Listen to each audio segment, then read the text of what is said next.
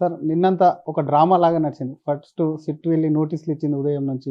ఇచ్చిన తర్వాత ఎర్రవల్లి ఫామ్ హౌస్‌లో హరీష్ రావు, కేటీఆర్ వీళ్ళందరూ భేటీ కావడం. ఆ తర్వాత రాలేను మున్సిపల్ ఎలక్షన్స్ అయినాక వస్తానని కేసీఆర్ నుంచి రిప్లై రావడం. ఇదంతా ఎలా చూస్తారు అసల ఈ సిట్ నోటీసులు గాని, కేసీఆర్ రిప్లైకి సంబంధించి?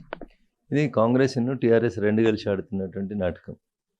ఎవడన్నా మళ్ళీ చెప్తున్నా వినాలి, పోలీస్ ఆఫీసర్లు, సిట్టోళ్ళు బాగా చదువుకున్న ఐపీఎస్‌లు అయిన వాళ్ళందరూ వినాలి. ఎలక్షన్స్ ముంగిట మీరు టీఆర్ఎస్ పార్టీకి సింపతి తెచ్చేదానికి ఇచ్చిర్రా, కాంగ్రెస్‌ని ముంచేదానికి ఇచ్చిర్రా? అసలు మీకేమైనా అకలుందా? మీకు చదువు చెప్పిన సార్ ఎవడని అడగాల్సిన పరిస్థితి వస్తుంది సిట్టోళ్ళకి.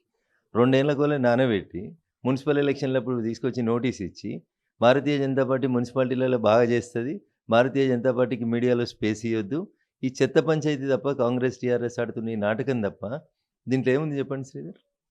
కేసీఆర్ గారు నిన్న రిప్లై ఇచ్చినారు. దానికి నిన్న ఫుల్ డే ఇక మీకు వేరే వార్తలే లేవు. పొద్దున్నుంచి రాత్రి దాకా కేసీఆర్ సిట్ కోతాడా, కేసీఆర్ బాత్రూమ్ కోతాడా, కేసీఆర్ నంది హిల్స్ కోతాడా, గివే వార్తలు తప్పితే ఇంకేం లేవు మీకు వార్తలు. ఆయనకు నోటీస్ ఇచ్చిర్రు, పోవాలి. 65 ఏళ్ళు దాటిన ముసలోళ్ళందరికీ దేశంలో ఎవరికి నోటీస్ ఇచ్చినా ఏడంటే ఆడికొస్తారు పోలీసోళ్ళు, అది కానూను. 15 ఏళ్ల లోపున్న పిల్లలకి, 65 ఏళ్ళు దాటిన ముసలోళ్ళకి మీరు ఇంటి దగ్గరికి రమ్మంటే ఇంటి దగ్గరికి వస్తారు, ఆఫీస్ దగ్గరికి రమ్మంటే ఆఫీస్ దగ్గరికి వస్తారు. ఇది సెక్షన్ 160 సిఆర్‌పిసిలో రాసి ఉన్నది. దానికి కేసీఆర్‌కు వెసులుబాటు ఇచ్చిన సిట్టు.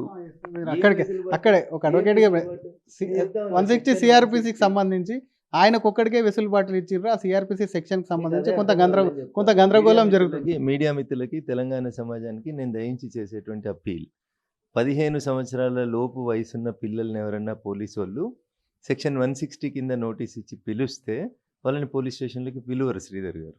అట్లే 65 సంవత్సరాల వయసు పైబడిన వాళ్ళు ఎవరైనా ఉంటే వాళ్ళని కూడా పోలీస్ స్టేషన్‌లకు పిలవద్దని సెక్షన్ 160 క్లియర్‌గా చెప్తుంది.